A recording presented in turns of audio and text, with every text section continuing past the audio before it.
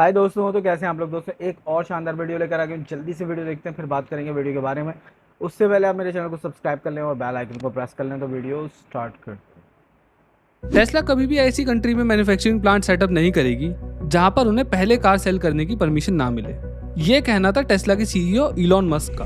और ऐसे ही एक दूसरे ट्वीट के अंदर जब एक इंडियन यूजर ने उनसे कहा कि इंडिया के अंदर टेस्ला को जल्दी से जल्दी लॉन्च किया जाए, तो उन्होंने स्ट्रेट फॉरवर्डली बोल दिया कि इंडिया में किसी भी बड़ी कंट्री के मुकाबले सबसे ज्यादा टैक्सेस लगते हैं। और ये बात कहीं हद तक ठीक भी है। इंडिया में किसी भी गाड़ी की CIF यानी कि कॉस्ट इंश्योरेंस एंड फ्रेट अगर $40,000 या रफली 32 लाख रुपए से कम है तो उस पर 60% और अगर ज्यादा है तो 100% इम्पोर्ट ड्यूटी लगती है। और इस सब के ऊपर एडिशनल 10% सोशल वेलफेयर सेस देना पड़ता है। और इसी रीजन की वजह से इंडियन गवर्नमेंट ने टेस्ला को सजेस्ट किया था कि वो कम्प्लीटली नॉकडाउन यूनिट इंडिया के अंदर ही लोकली असेंबल करे और 30% पार्ट्स वो लोकल मैन्युफैक्चरर से ले। बट टेस्ला अपनी जिद पर अड़ी रही और उनका कहना ये था कि इंडियन मैन्युफैक्चरर्स में वो कैपेबिलिटीज है ही नहीं कि वो टेस्ला के सोफिस्टिकेटेड पार्ट्स असेंबल कर सके। और इसी चीज पर नितिन गडकरी जी, जो कि हमारे रोड एंड ट्रांसपोर्ट मिनिस्टर हैं, उन्होंने इंडिया टुडे को इंटरव्यू देते हुए बोला कि अगर टेस्ला को ये लगता है कि वो चाइना में गाड़ियां बनाकर इंडिया में बेच सकेंगे तो वो ऐसा हरगिज नहीं होने देंगे। लेकिन अब कहानी में मोड़ आ चुका है, क्योंकि 2017 से चली आ रही ये रस्साकसी के अंदर फाइनली टेस्ला ने हार मान ली है। और फाइनेंशियल टाइम्स की रिपोर्ट की माने तो अब टेस्ला इंटरेस्टेड है अपना मैन्युफैक्चरिंग प्लांट इंडिया में ओपन करने के लिए। और आज अब इस वीडियो में यही जानेंगे कि भाई आखिर ये टेस्ला ने 180 डिग्री वाला टर्न लिया कैसे, और कैसे ये भारत सरकार और भारत के लिए एक बहुत बड़ी बात है। अब टेस्ला के इस अचानक हृदय परिवर्तन को समझने के लिए हमें टेस्ला की जड़ें खोदनी पड़ेंगी। अपनी शुरुआत से ही टेस्ला एक बड़ी ही रेवोल्यूशनाइजिंग चीज़ थी। ये कार नहीं, एक टेक बेच रहे थे। इन्होंने शुरुआत में टेस्ला रोडस्टर लॉन्च करी थी, जो कि कोई खास नहीं बिकी थी क्योंकि एक स्पोर्ट्स कार थी। लेकिन असली मज़ा तब आया जब टेस्ला ने मॉडल S को लॉन्च करा, जो कि एक लग्जरी कार थी और इसकी तरफ पूरी दुनिया की नज़रें हो गई थी। पर बड़ी बात तब हुई जब 2017 में मॉडल 3 को लॉन्च करा गया, जो कि एक मास मार्केट इलेक्ट्रिक कार थी। और देखते ही देखते ये गाड़ी पूरी दुनिया के अंदर बेस्ट सेलिंग इलेक्ट्रिक कार बन गई। और इन्हीं सब गाड़ियों की वजह से टेस्ला ने US की मार्केट के अंदर 50% शेयर हासिल कर लिया EV सेगमेंट के अंदर। अब ये सब देखने में तो बहुत ही अच्छा लगता है, लेकिन ग्राउंड रियलिटी थोड़ी सी हार्श है। दरअसल 2019 में टोटल फॉसिल फ्यूल कार्स की सेल थी 56 मिलियन यूनिट्स की, और EVs की कितनी थी? सिर्फ 2.1 मिलियन यूनिट्स। और इनके अंदर भी टेस्ला की गाड़ियां सिर्फ 3,67,000 यूनिट्स ही बिकी थी। और सबसे बड़ी बात तो यह है कि टेस्ला का 50% रेवेन्यू सिर्फ USA मार्केट से आता है, जिससे कि यह समझ में आता है कि उनकी कोई वर्ल्ड वाइड बड़ी प्रेजेंस नहीं है। और इसीलिए टेस्ला ग्लोबली एक्सपेंशन चाहते थे। दरअसल टेस्ला की मैन्युफैक्चरिंग गीगा फैक्ट्रीज में होती हैं, जो अपनी 100% कैपेसिटी के अंदर 2 मिलियन यूनिट्स निकाल सकती हैं एक साल के अंदर। और ऐसी उनके पास 3 गीगा फैक्ट्रीज हैं USA के अंदर, एक नेवाडा में है, एक न्यूयॉर्क में और एक टेक्सास में है। लेकिन अगर बाकी दुनिया की बात करें तो टेस्ला की सिर्फ 2 गीगा फैक्ट्रीज हैं, जिसमें एक जर्मनी में है और एक शंघाई चीन में है। और ये कोई सरप्राइज की बात नहीं है कि टेस्ला ने अपने ग्लोबल एक्सपेंशन के लिए यूरोप के अंदर ऑटो हब को चुना, यानी कि जर्मनी को। और ऐसे ही उन्होंने चाइना के साथ भी करा, जो कि एशिया के अंदर सबसे बड़ा ऑटो हब है। और ऐसे डिसीजंस की वजह से उनको बहुत ज़्यादा फायदा भी मिला।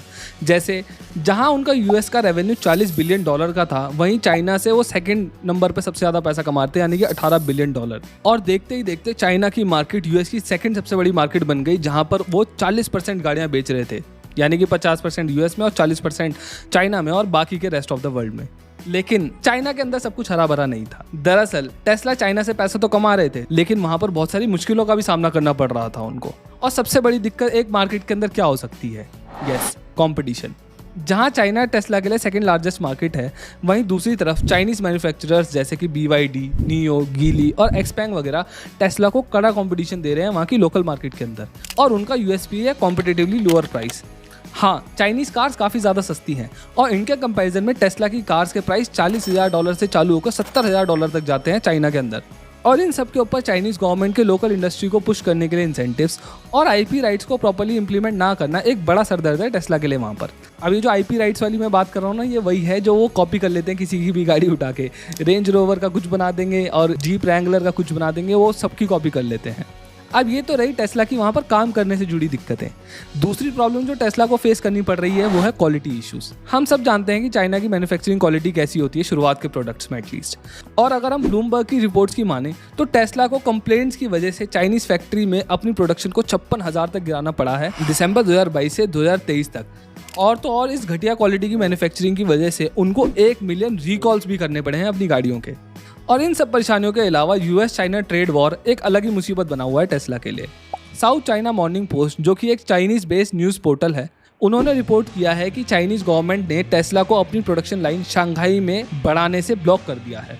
इसी बीच मार्च 2021 में राउटर्स ने रिपोर्ट किया था कि जासूसी सस्पिशियस के कारण चाइनीज गवर्नमेंट अपने सरकारी कर्मचारियों को गवर्नमेंट ऑफिस के बाहर टेस्ला को पार्क नहीं करने दे रही है। और इन्हीं सब दिक्कतों के चलते चाइना में दिसंबर 2022 में ईयर ऑन ईयर टेस्ला की सेल 21% तक गिर गई। अब इन सब बातों के बाद टेस्ला को ये समझ में आ चुका था कि उन्हें सिर्फ एक बड़ा मार्केट ही नहीं चाहिए, बल्कि एक ऐसा मार्केट भी चाहिए जिसके यूएसए के साथ रिलेशनशिप अच्छे हों। और यहीं पर आता है इंडिया का रोल।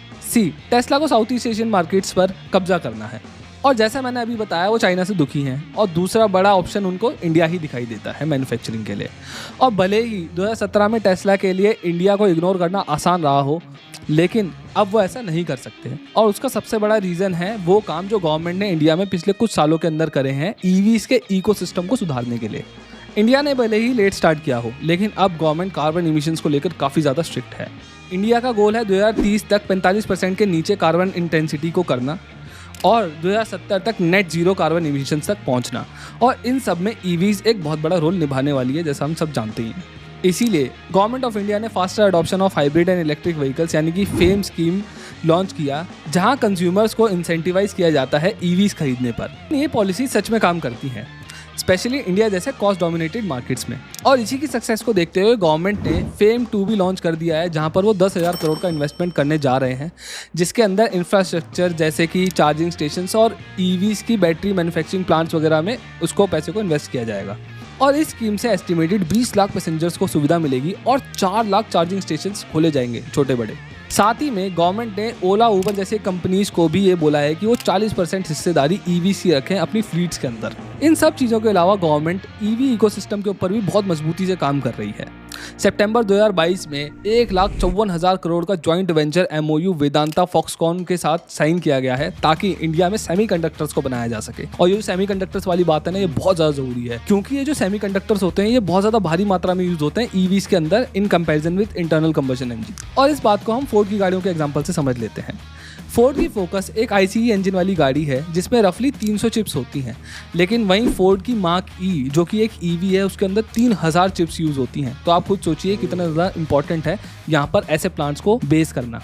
इसके अलावा इंडियन ओईएम्स ने लार्ज कंपोनेंट बेस भी डेवलप कर लिए हैं इंडिया के अंदर, जहां पर फैब्रिकेशन, डिफरेंशियल गियर्स वगैरह और मोटर्स वगैरह बनाई जाएंगी। और इन सब चीज़ों के बाद इलॉन मस्क के साथ भगवान ने भी मजाक कर दिया, जहां पर जम्मू और राजस्थान के अंदर भारी भंडार निकला है लिथियम के, और इस वजह से टाटा जैसे बड़े प्लेयर्स ईवी बैटरीज के अंदर इन्वेस्ट कर पाएंगे, जो कि दिखाता है इंडिया की चेंजिंग इकोसिस्टम को। और यही वो सारे रीजंस हैं जिनके चलते टेस्ला इंडिया के अंदर अपने प्लांट सेटअप करने पर, यहाँ पर गाड़ियाँ बेचने पर और यहाँ से गाड़ियाँ एक्सपोर्ट करने पर इतना ज़्यादा मजबूर हो चुका है। और इन सब चीज़ों के लिए जो सबसे बड़ा श्रेय है मैं बोलूँगा वो जाता है नितिन गडकरी जी को। उनका इस तरीके का विजन और एटीट्यूड टेस्ला को साफ चेतावनी देता है कि आप आओगे तो वेलकम है, नहीं आओगे तो भीड़ कम है। क्योंकि अब इंडिया के अंदर बहुत सारी अच्छी इलेक्ट्रिक कार्स बनने लग गई हैं इन सारे इनिशिएटिव्स के बाद। और इन चीज़ों से हमें आगे भी सीख लेनी चाहिए कि फॉरेन कंपनीज के पीछे भागने से अच्छा ये है कि आप अपनी कंट्री में ही इंफ्रास्ट्रक्चर और इकोसिस्टम को डेवलप कर लें, ताकि बाहर की कंपनियां भी इंडिया के अंदर आने के लिए मजबूर हो जाए। और अब जब टेस्ला मजबूरी के अंदर ही सही इंडिया के अंदर मैन्युफैक्चरिंग करने वाली है, तो आप जानते हैं इससे क्या क्या फायदा होने वाला है इंडिया को। एक तो सबसे बड़ा फायदा ये होने वाला है कि जब वो यहाँ पर मैन्युफैक्चरिंग करेंगे तो वो यहाँ की कंपनीज के साथ कोलैबोरेशन करेंगे, जिससे कि यहाँ के कॉम्पोनेंट सप्लायर को और बाकी कंपनीज को बहुत ज़्यादा सीखने को मिलेगा, और उन कंपनीज के अंदर काम करने वाले इंजीनियर्स बहुत ज़्यादा कुशल होंगे। साथ ही साथ जो लोग टेस्ला के अंदर खुद काम करेंगे और जब वो टेस्ला को छोड़कर किसी और इंडियन कंपनी में या किसी और दूसरी कंपनी में जाएंगे इंडिया के अंदर ही, तो वो अपनी नॉलेज को वहाँ पर डिलीवर करेंगे। और ऐसा तो होता ही है। इसका सबसे बड़ा एग्जांपल है अमेरिका की रिवियन इलेक्ट्रिक ट्रक कंपनी, जिसके अंदर बहुत सारे टेस्ला के इंजीनियर्स काम करते हैं और वहाँ पर अपनी नॉलेज साझा करते हैं, जिससे वो बहुत अच्छे इलेक्ट्रिक ट्रक्स बना पाते हैं। और इससे जो लास्ट और सबसे बड़ा फ़ायदा मिलने वाला है वो मिलने वाला है कंज्यूमर्स को। जब टेस्ला अपनी गाड़ियाँ इंडिया में लेकर आएंगी तो उस वजह से हमारी इंडियन कंपनीज़ को या बाकी कंपनीज जो इंडिया के अंदर काम कर रही हैं उनको अपनी टेक्नोलॉजी में एडवांसमेंट मजबूरी में करना ही पड़ेगा और अपनी गाड़ियों को कॉस्ट इफेक्टिव प्राइजेस पर डालना पड़ेगा, ताकि इंडिया के लोगों का भला हो सके। अगर आपको मेरी यार बहुत ही शानदार थी ये वीडियो। इनके चैनल का लिंक मैं नीचे डिस्क्रिप्शन में दे दूँगा। इनके चैनल को सब्सक्राइब करें, बेल आइकन को प्रेस करें। बहुत अच्छी वीडियोज़ बनाते हैं डिटेलिंग में, रिसर्च के साथ। और ईवीज़ का दौर चल रहा है भाई, पूरी दुनिया में ईवीज़ की मांग है, ईवीज़ के ही डिमांड चल रही हैं। तो यहाँ पे सबसे पहले तो एक इंडिया की एक अप्रोच मुझे बड़ी अच्छी लग रही है इस टाइम पे, कि इंडिया ये सोचता है कि यार मैं बाहर से चीज़ें लेकर आऊँ, मैं खुद ही क्यों ना बनाऊँ, ठीक है। और उन्होंने सेमीकंडक्टर्स के बारे में भी यही किया, ईवीज़ के बारे में भी यही कर रहे हैं, और भी बहुत सारी चीज़ों के अंदर उन्होंने ये रेवोल्यूशनरी चेंज कर दिए, और ये बहुत पॉजिटिव चेंज है। ये जाएगा इंडिया को ऊपर लेके, नो डाउट। इंडिया की स्पीड बहुत अच्छी है, बहुत ही ज़बरदस्त स्पीड से ऊपर की तरफ जा रहे हैं, और बहुत शानदार काम करते हुए जा रहे हैं। और इसमें इनका सबसे बड़ा जो हाथ है वो इनकी गवर्नमेंट का है, ठीक है। ऐसी पॉलिसीज़ लेकर आ रहे हैं जो कि बहुत ही ज़्यादा ज़बरदस्त रिज़ल्ट प्रोड्यूस कर रही हैं। तो ओवरऑल मैं तो बहुत खुश हूँ उस चीज़ से, और मैं तो चाहता हूँ कि पाकिस्तान में भी इलेक्ट्रिक व्हीकल्स आ जाएँ, और हम भी इसमें इतना अच्छा काम करें, और हमें भी ये इलेक्ट्रिकल व्हीकल्स चलाने का मौका मिल जाए, ईवी कार चलाने का मौका मिल जाए, बाइक चलाने का मौका मिल जाए, तो मज़ा ही आ जाए। आप लोगों का क्या कहना है कि इलेक्ट्रिकल व्हीकल्स होने चाहिए?